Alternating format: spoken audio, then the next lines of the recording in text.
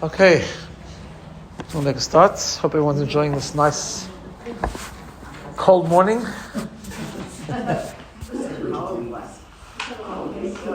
It's okay, it's warming up a little bit. When I went to shul this morning at 6 o'clock, it was really cold.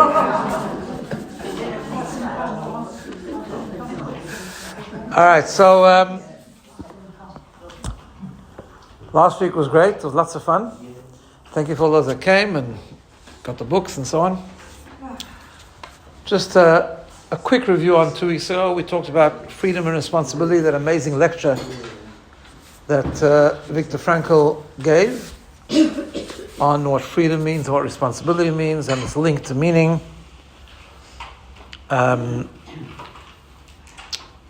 When you take responsibility and you own your own story, that's when we understand that we have to give every moment and every experience meaning. And he talked about the concept of responsibility, and that is, freedom. Freedom is not about doing what we want, but it's about doing what is right. Okay, so today we're going to do one more thing. We're still going to go for another 2 Thursdays until the end of the term. Then we'll take a break for 2 weeks.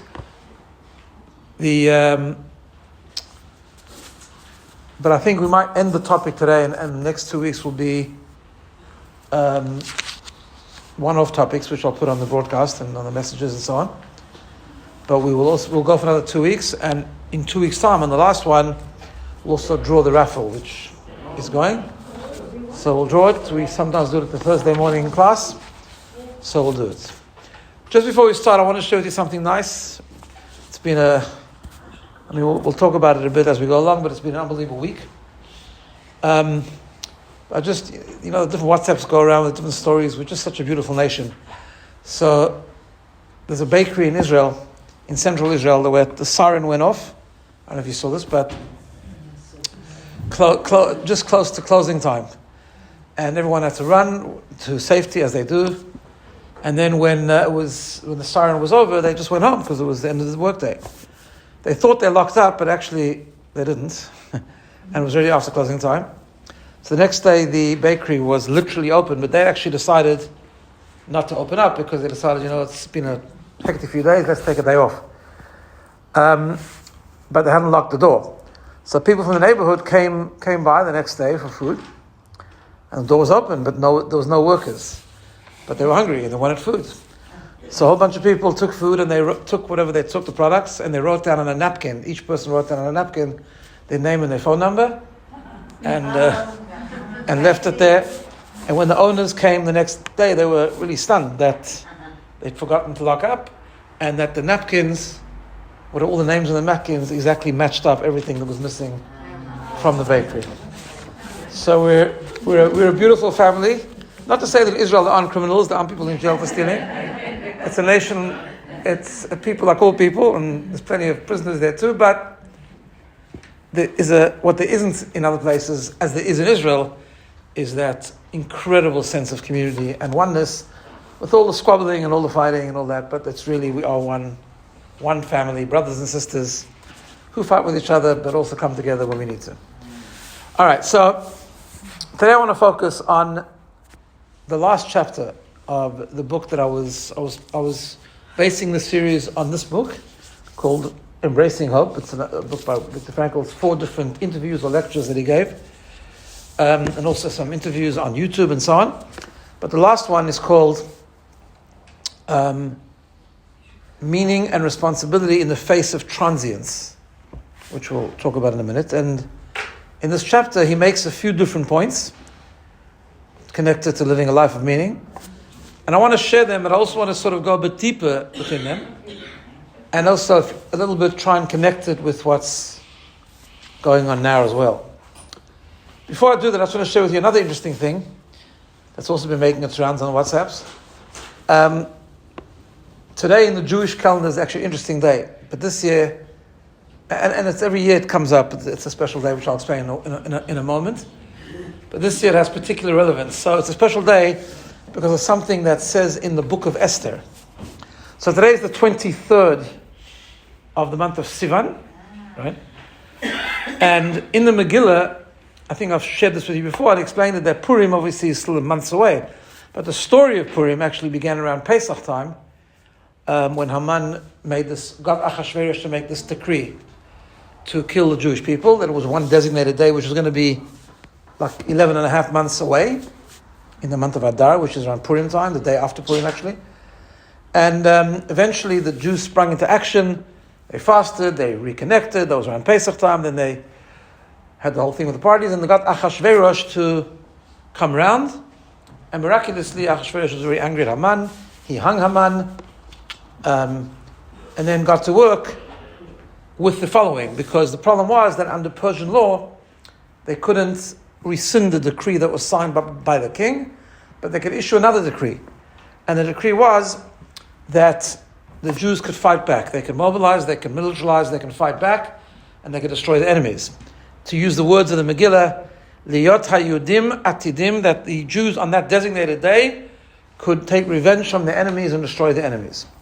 And it was on the 23rd of Sivan, today, that the edict went out to all the Jews in all 127 provinces. The runners went, it says, and they delivered this law from the king that the Jews could mobilize and they could fight back. They could kill all those that threatened them, and they could take revenge from the enemies that had wanted to destroy them. Now, of course, the Purim story is in Iran, right? Yeah. It takes place in Iran. So it's just an interesting timing of this whole thing.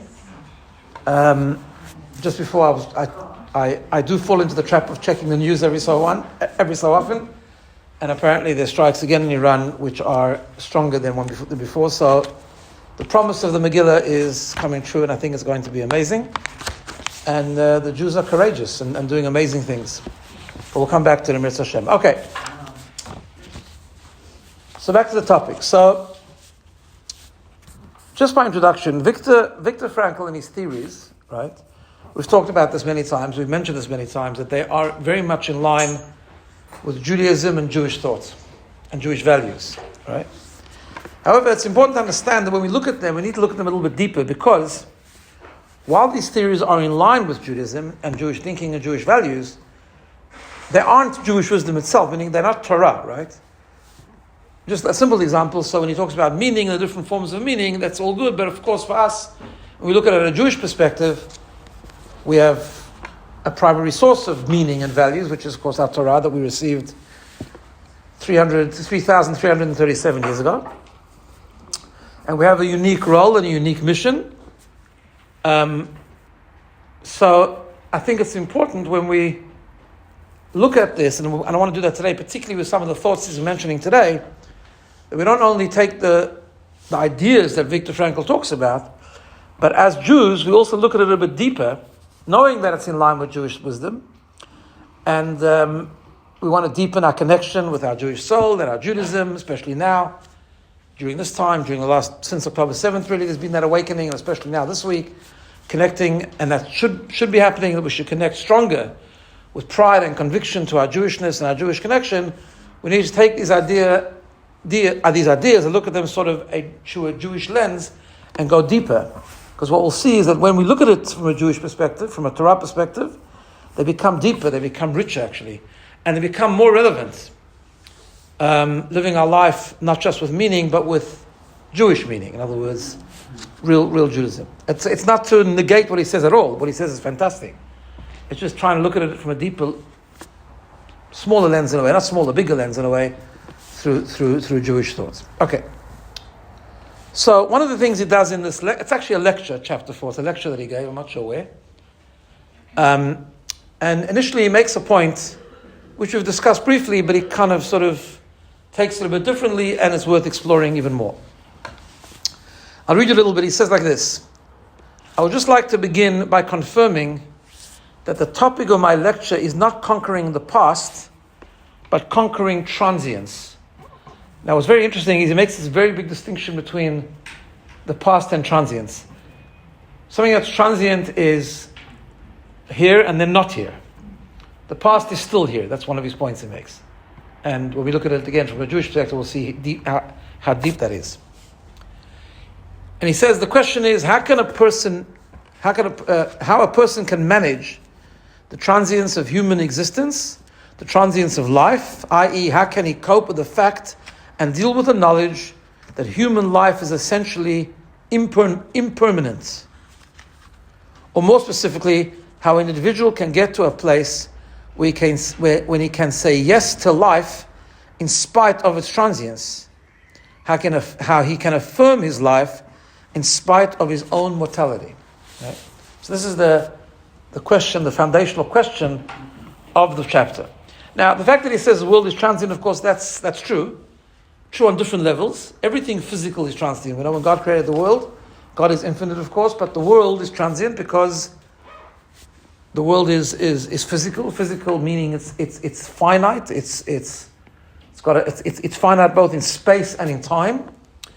And we read in the Psukim, in the verses of Tanakh, and it's explained at great length in Kabbalah and so on, that even in the world itself, specifically, we have what's called Tzva HaShamayim and Tzva HaAretz, which means the hosts, the creatures of heaven, or the creations of heaven and the creations of earth.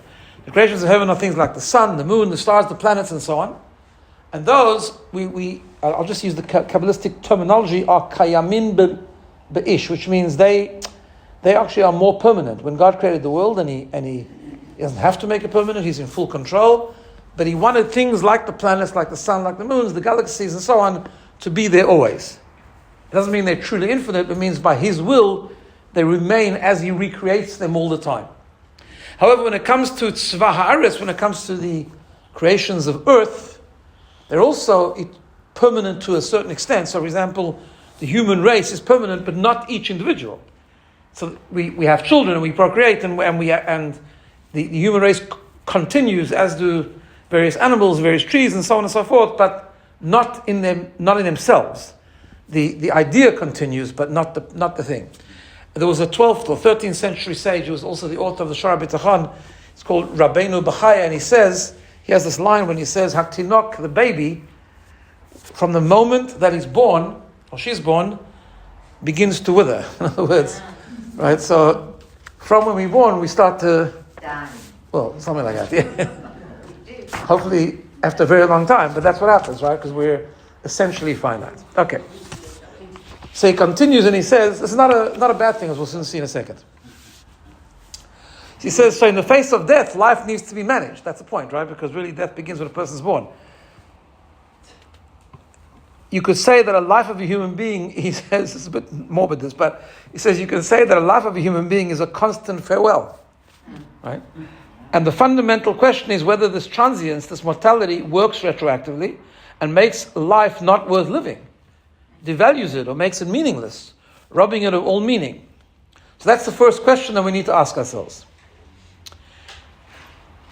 And I would like, and then he says this, he says, I would like to start with the assumption that death is not only unable to take away life's meaning, it actually gives life meaning. It gives life meaning. Right? So what he's going to make the point is that the transience actually gives life its meaning. Now, how do we work with that? So on a very basic level, he does a couple of points. The first point he makes is the following: that actually the transience of this world and the transience of life in particular gives us actually a sense of urgency, right? Which is created by the limited time that we have here. And this is, Tehillim has a lot about this, and in Tanakh we talk about Yamam Yitzhara, that a person has a certain amount of life and we have to treasure it and we have to make it meaningful and so on. But he makes an interesting point. He says the following. He says, we're going to take it on a deeper level in a moment, but he says the following. He says, just imagine what would happen, what life would look like if there was no death. Imagine what it would be like if you could postpone anything and everything, right?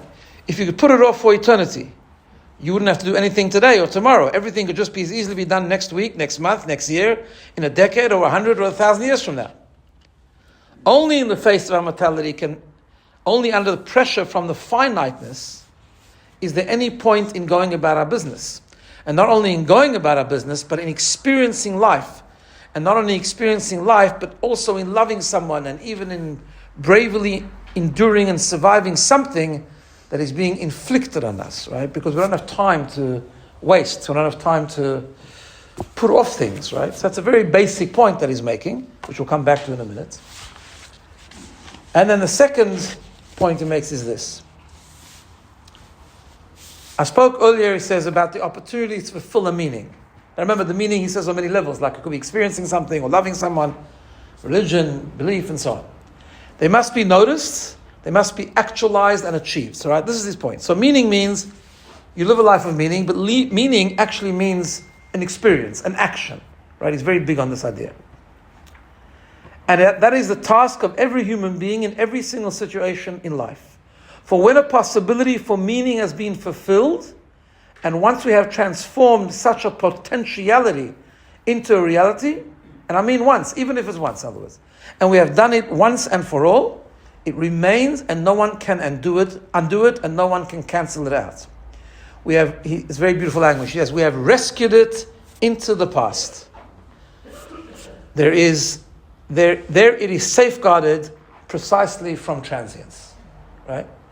Once we've done something, it's done. Now we talked a few weeks ago on a spiritual level, it's even more, when you do something good or meaningful, we learn in Jewish wisdom that it actually is eternal. Eternal, not only because it's been done, but actually its spiritual effect is way beyond our life, its spiritual influence. And it connects to a God who is transcendent, who transcends time and space. And therefore it is always there. It's become something nitzchi. It's become something absolutely eternal, right? But only the possibilities need to be fulfilled, he says. Only they are transitory. In other words, the possibilities are transitory. But when we have actualized one of these possibilities, we have made it everlasting. We have not just actualized it, we have made it eternal.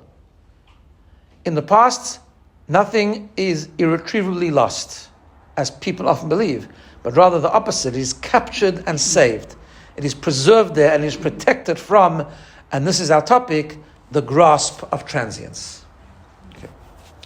So let's explore this a little bit.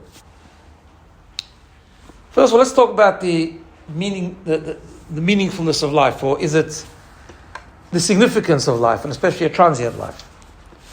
So I want to shift to an idea that's talked about in Hasidic philosophy and in Kabbalah and so on. I'll use the Hebrew and I'll explain it, called Bitul HaOlamot. Basically, especially in the book of Tanya, it talks about this a lot. When you look at the world as an independent thing, when you look at the world as an independent creation, it is actually completely insignificant, right? It's truly transient, it means nothing, and it's actually empty.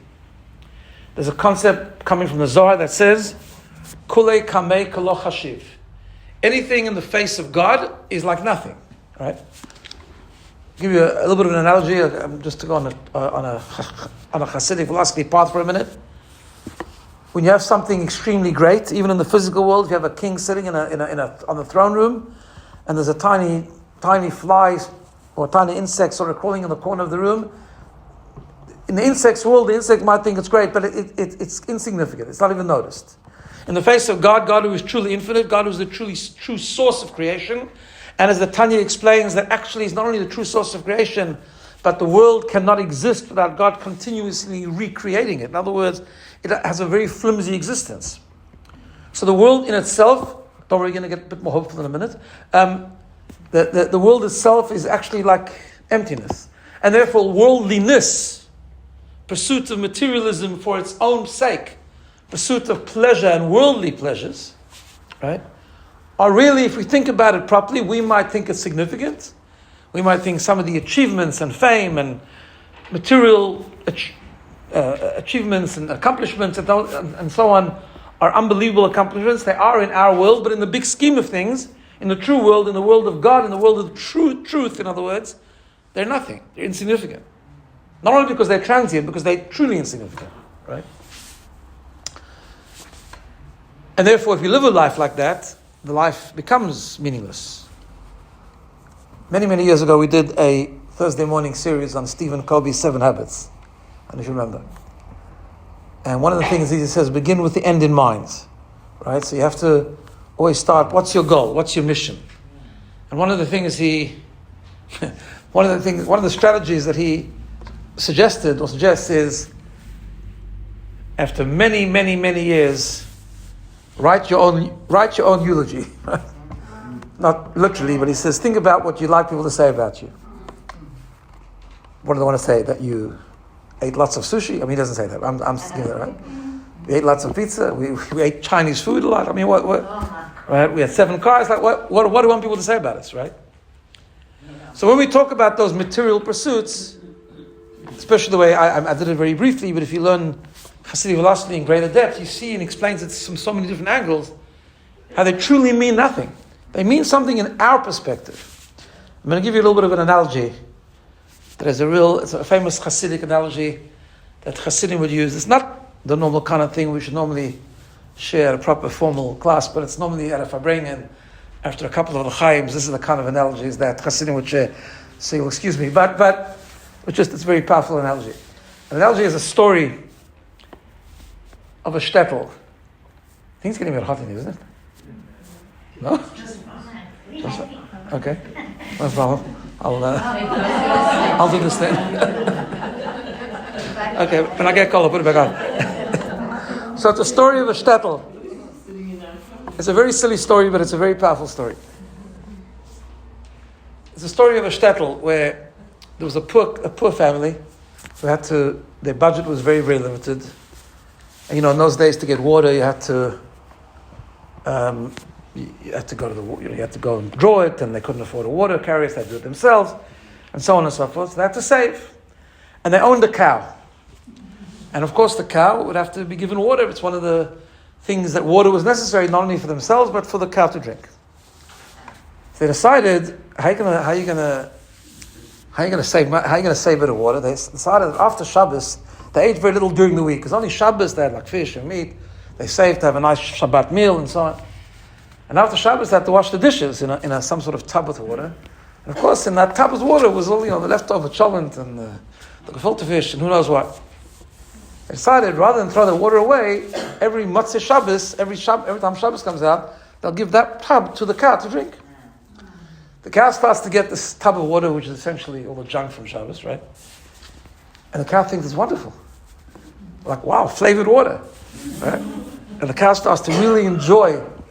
He waits a whole week for this tub, for this beautiful treat that he gets every Motzei Shabbos with all the stuff that we would consider complete rubbish, waste.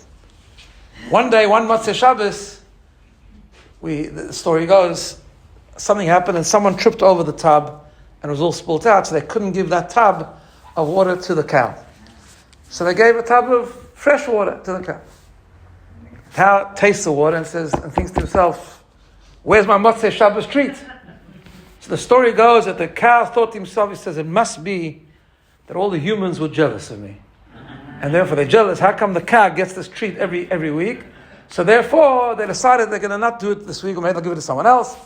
But they'll have to balance out and work and navigate the jealousy, and that's why I didn't get my treat this week.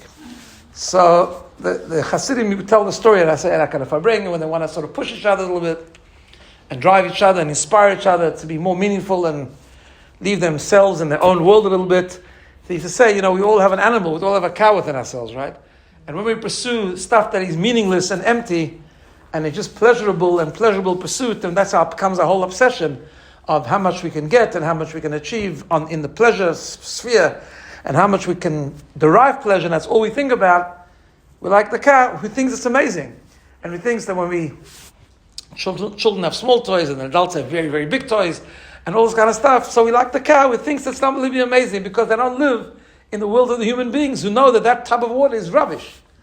It's junk, right? So everything's perspective. So the world, if you just look at the world in a independent sense, the world is an empty place. It's transient, it's meaningless, it's empty.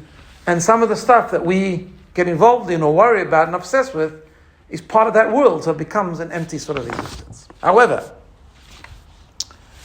when we take this world that God created, right, this is what we are taught in the works of Chassidut. The world itself is not really a true existence. It's flimsy and it's empty and it has no independence really. But when we use the world for meaning and purpose, right, and when we use the world to connect to God, to make, first of all, ourselves, to connect to God ourselves, or to make the world godly, right? in Chassidut, there's a very, very fundamental principle that the purpose of creation is based on a midrash which says that God desired, He created the world. It's an interesting question. Why did God create the world? So one of the ideas is that God created the world because He wanted to come and live in a place where He's not obvious. In the higher worlds and the upper worlds, God is obvious. But in this world, He created a world where is a world of darkness, a world of apparent emptiness, a world which sometimes looks like a complete jungle, looks like a very ungodly and feels like a very ungodly place. It's a place where the beings and the creations of God in this world do not have the consciousness that they really are godly creations. And then we reveal that and we bring God and we invite God, so to speak, to live in this world. We make the world godly. Suddenly the world becomes a different place. It's no longer an empty existence. It's no longer transient in that sense. It's no longer non-significant. It takes on a whole new depth and significance. It becomes a real place, an eternal place. It becomes the place of God. It becomes a place of meaning, and it becomes eternal. That very existence that was empty, the very existence that we look at as insignificant and transient, becomes an eternal, infinite place of God. That's what we are taught in Jewish wisdom, right? So therefore, it gives a whole new depth to that concept. So he puts it in the sense where transience becomes the past. In other words, if you take something that's potential and you give it meaning, and then you now have created something that's eternal, but actually it's much deeper than that. Not just that it's in the past or it's eternal. You've given the whole world a new significance. It's now no longer a place that is just empty and flimsy. We've taken it out of the world of the cow, basically. It's become a real place. It's become a place which is a true and eternal place because it's filled with meaning and it's become a godly world, not just a world. The same world. So when you take a physical thing, and that's why Judaism, for example, is so busy with the physicality of the world. On the one hand, we look at the physical world and we say, this is nothing. What's this world? And then all the mitzvot and all the things that we're supposed to do are all got to do with physicality. Right? It's the Shabbos candle that we have to light on Friday night. It's the tefillin we put on our arms. Physical tefillin. It comes from an animal we put on our physical arm. We give money to poor. We give tzedakah. We everything. We eat in the sukkah. We eat on Pesach. It's a mitzvah to eat matzah. We make a blessing before we eat. All the things, kashrut, everything. Most of the laws, 95% of the laws of 99% probably, of the laws of Judaism are all about, they're not even about spirituality. Yes, the spirituality is the intent that we have to have and the passion and the preparation, but the actual mitzvah is physical, right? It's an interesting thing in Judaism. I mean, we always think about prayer being a very integral part of Judaism, and it is. It's very powerful, it's very real. Learning Torah is a very thing. Jewish meditation is a very important thing. But actually it's a fraction of what Judaism is. It's almost like a means to an end. Someone can meditate on Shabbat candles a whole week and can connect to the spirituality of the Shabbat flame and doesn't take a match and actually light the flame on time, the mitzvah wasn't done. Right? The opposite is true, actually. If someone just rushes and knows that, it's Shabbat, and chaps a match quickly, didn't even think about it, and mumbles the blessing quickly and lights the candle, it's missing the intent. You should work on it for next week, but the mitzvah is done. And the mitzvah is eternal. And the candle has been elevated. And the flame has become something, it's physical, but it's become now something completely different. It's been transformed. If you take a piece of parchment, just knock on a mezuzah on a door, of course it's good to learn about it and understand it and connect to it spiritually. But if you do that without knocking on the door, the mitzvah isn't done. When you knock it on the door, suddenly it's eternal. It's real. It's now a godly piece of parchment. Transformed. Right? So that's what meaning does. And in terms of Jewish meaning, it's all about the act. It's all about the action and actually connecting to God through that mitzvah and through that physical act. Helping someone else. All these things, all types of mitzvah, right? And then of course, as he always says, and he brings in this lecture as well, it brings meaning. It brings the happiness, right? Because as we learned a couple of weeks ago, you cannot pursue happiness. If you pursue happiness, you won't find it. If you pursue meaning, happiness will come, right? And in this lecture, he says the same thing. He says, to put it more elegantly, a human being is a meaning-oriented being. And if he succeeds in finding meaning on his search, then he will be happy. But please note, only then.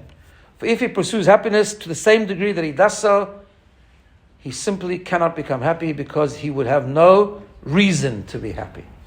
You need a reason to be happy, and that reason comes from meaning.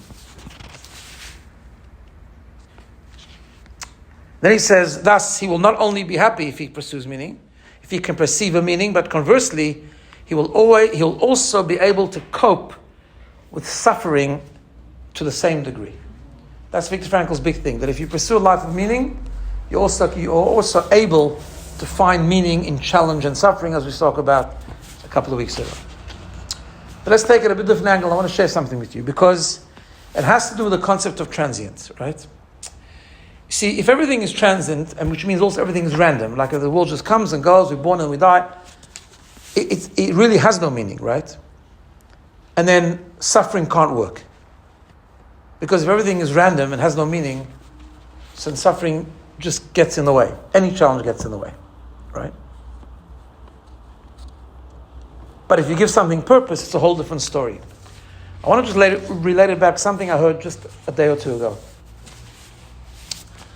Because one of the things I've been noticing coming out of Israel, and I wanted to talk a little bit about that.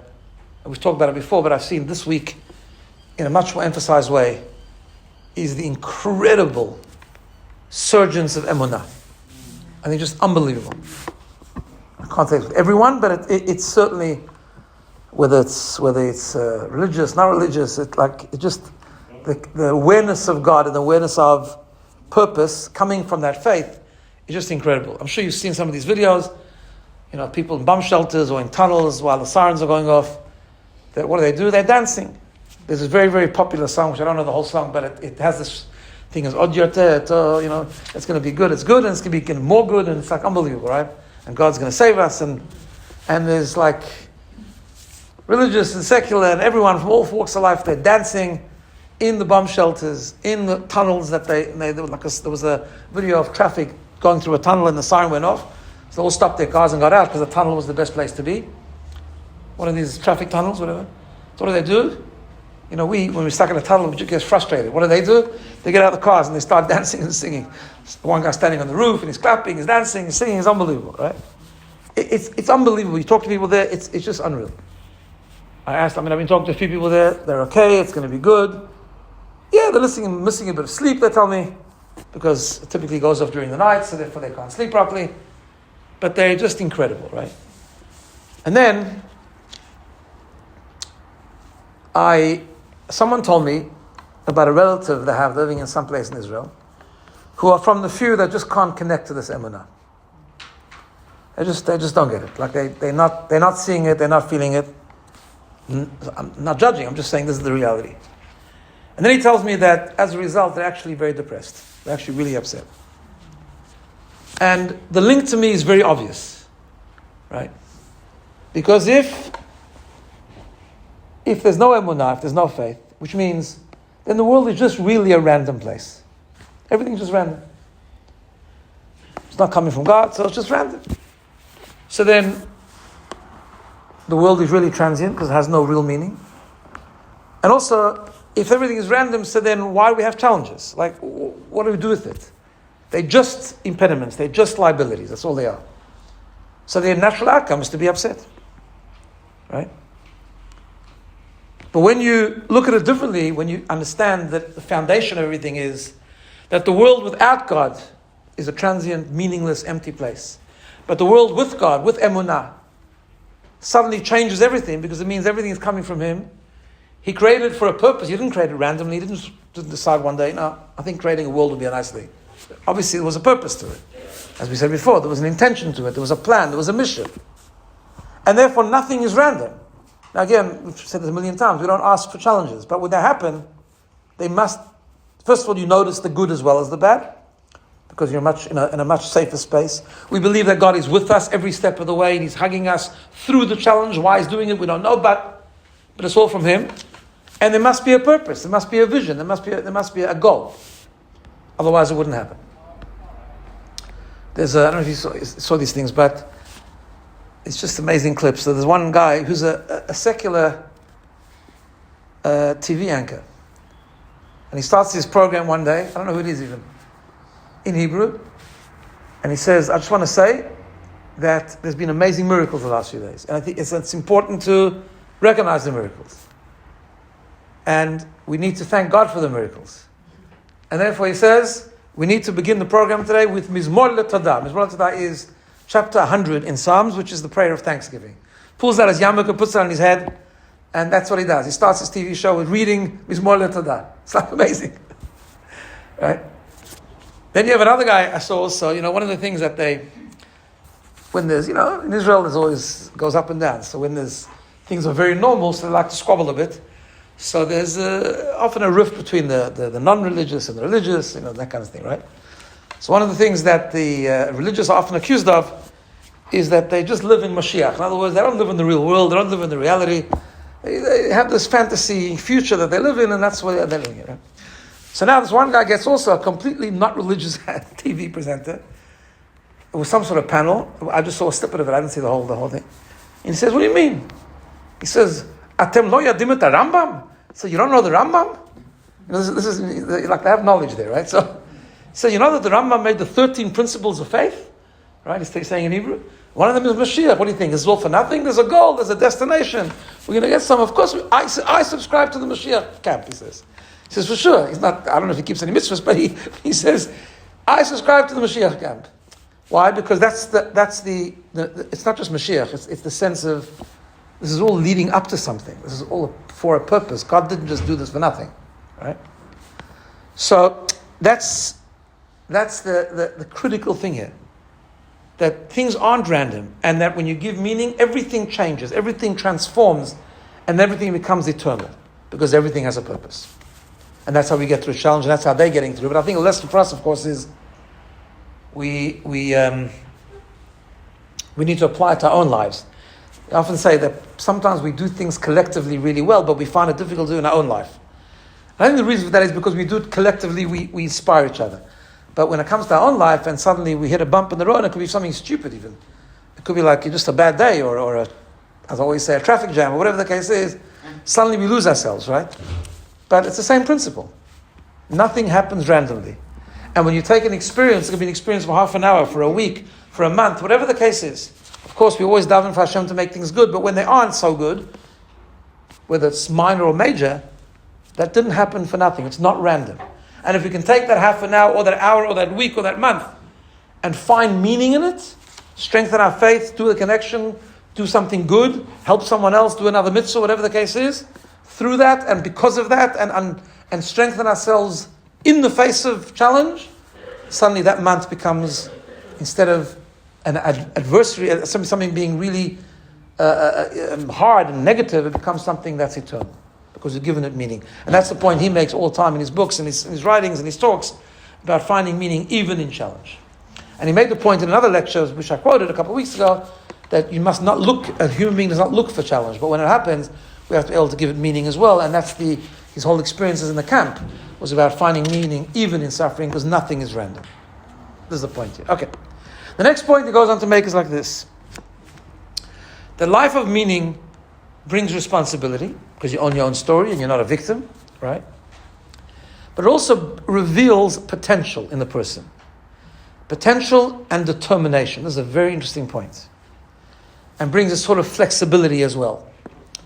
What I mean by potential and being determined?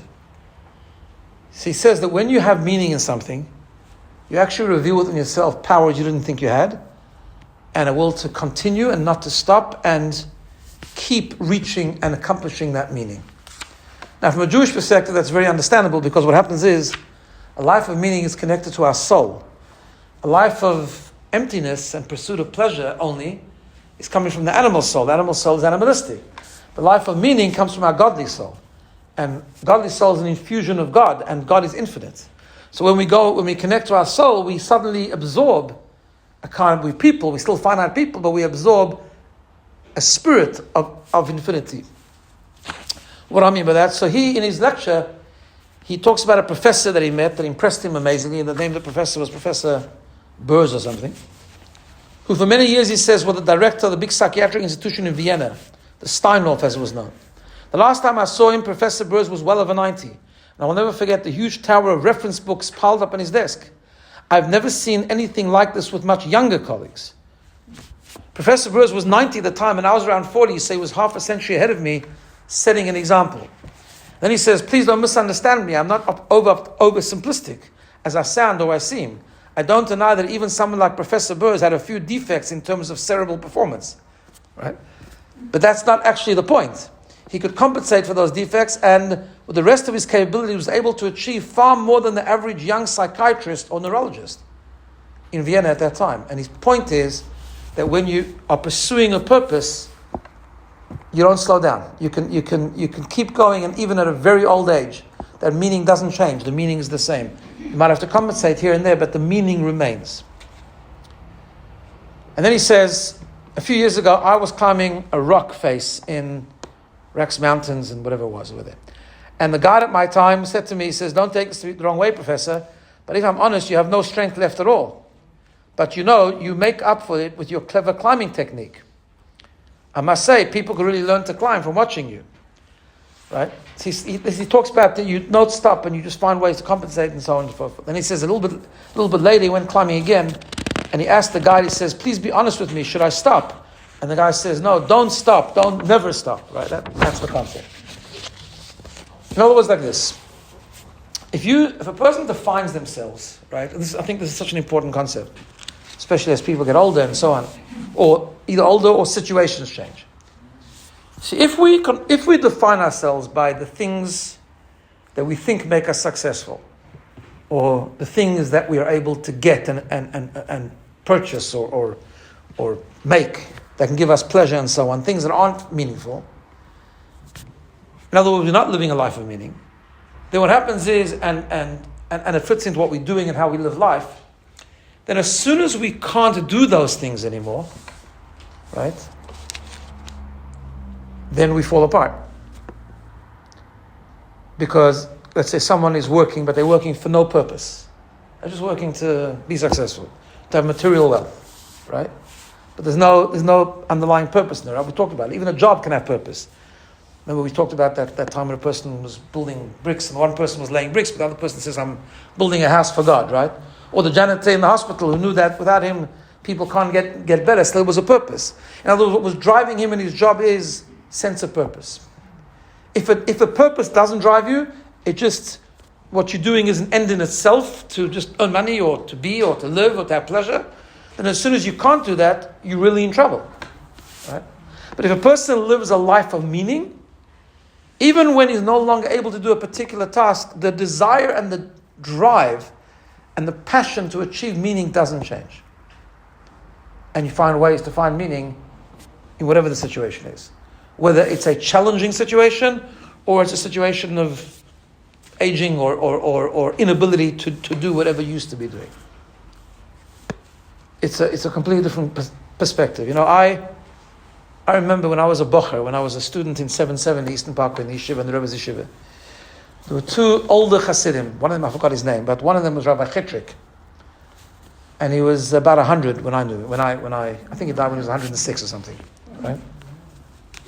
He learned, like in Europe, he learned in Russia in the original town of Lubavitch. He was a very, very great chassid. And he wasn't working anymore. I don't know what he used to do in his youth, but whatever he was doing, he wasn't doing anymore. He was retired, I suppose. But in his mind, he wasn't retired. He was just shifting to something else. Because his whole life was really filled with purpose and meaning. And he had a chavruta, a study partner, that they would meet every day. They had slowed down, without a question, but they took their time. It wasn't a rush.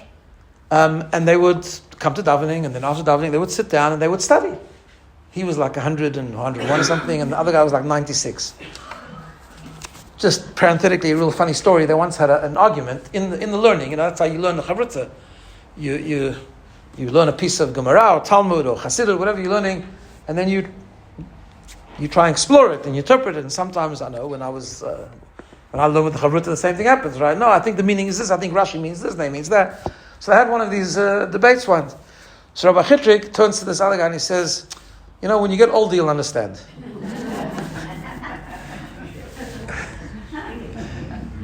But the point I want to bring out is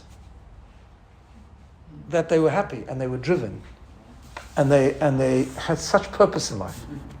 Because their whole life, I don't know what they did when they were young. I didn't know them. I wasn't around. But maybe they worked, maybe they taught. I have no idea.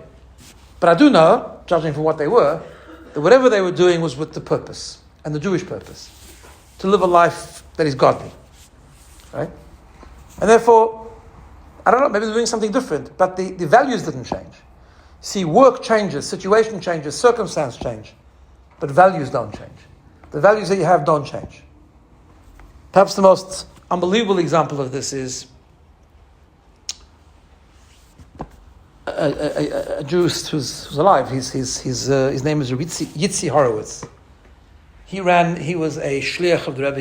He ran a very large Beis Chabad somewhere in California, I think it is.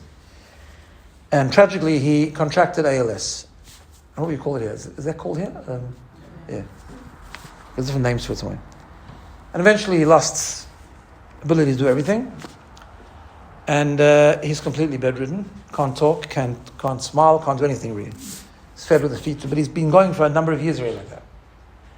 And nowadays we have technology that gives a person like that the ability to communicate through eye movement. So the only thing he can do is to move his eyes. And they have a computer. And very painstakingly he communicates and he talks. And his life was a life of teaching and inspiring others. And I think what's keeping him going is he's an amazing, amazing person. And he hasn't stopped those values for one day. And he writes a Parsha column every single week. And he studies from different websites. And he inspires people who come to visit. And he is an inspiration. In other words, his life is dramatically changed on a physical level and actually hasn't changed at all. In other words, or maybe it's gotten stronger. Perhaps he's inspiring more people today than he did. Now, God forbid, no one should ever suffer. But that's just an amazing, amazing example of someone who is so determined because purpose and meaning brings infinity and brings determination. And you don't stop. Circumstances might change, but the will to keep living with meaning and to give meaning and to make the world a more meaningful place continues, right? And that's the determination. I think I'll just end with a story. I think I've told you the story once. I told it at a very beginning of COVID, I think. Because it brings out two opposite things, but it's really important. There was two great tzaddikim, two great Hasidic Rebbes. There was named Rabbi Elimelech and Rabbi Zusha. Rabbi Zusha of Anipoli and Rabbi Elimelech of Lezhensk. They were two brothers, and they were very famous. They were around the Baal Shem Tov's time. They were actually the students of the Mizritcha Magid, who was a student of the Baal Shem Tov.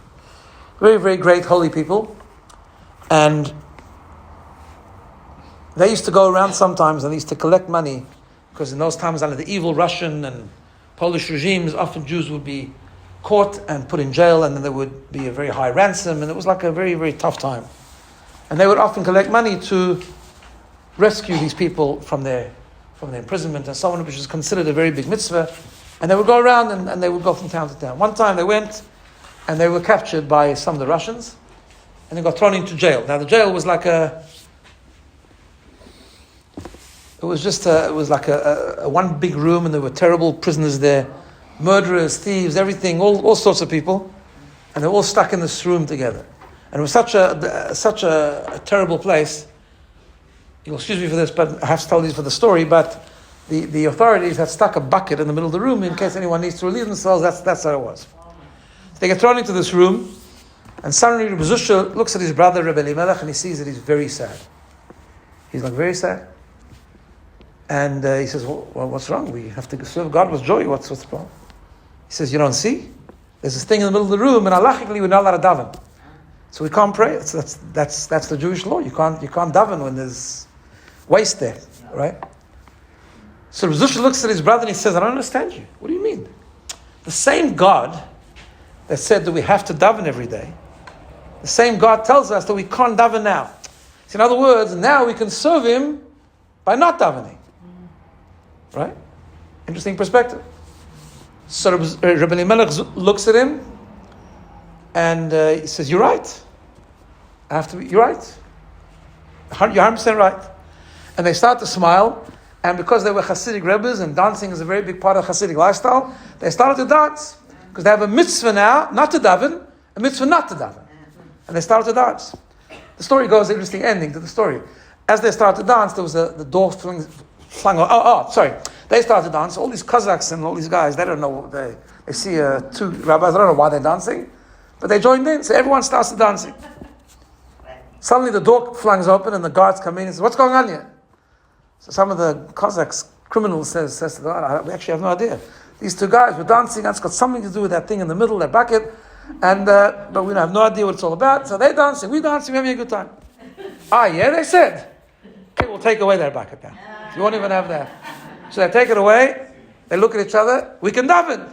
They start to dance again. Okay. What's the point I want to bring out of the story? The point is that the way they were actually both right, because God gave us a formula. He gave us a code of how we achieve meaning, a code of how we treat other people, a code of how we serve Him, the mitzvot, and so on. And we all try and grow, and as best we can, each one on their own journey, we try and grow in that, and we try to add a mitzvah here and a helping hand here, and so on and so forth. That's the default, and we have to be very determined to do it, because that's how it works. And that's why Rabbi Melech was upset, and correctly upset, because when we are prevented from doing a mitzvah, we should be upset. I want to do the mitzvah, because mitzvahs are the formula which we're given to connect with God. That's our default position. God gave us a default code. Then there's sometimes that He wants us to serve Him a little bit differently. And that's Rabbi Zusha's response. They're both correct. What's true about both of them is that the pursuit, the quest for having meaning at every moment of the day is the same. Normally, it's following the code. It's following the formula. That's what we have. The Torah we were given so many years ago. And that's what God gives us, and all opportunities that come with it. As I said, mitzvot between man and God, mitzvot between man and people, and so on. That's all part of the meaning.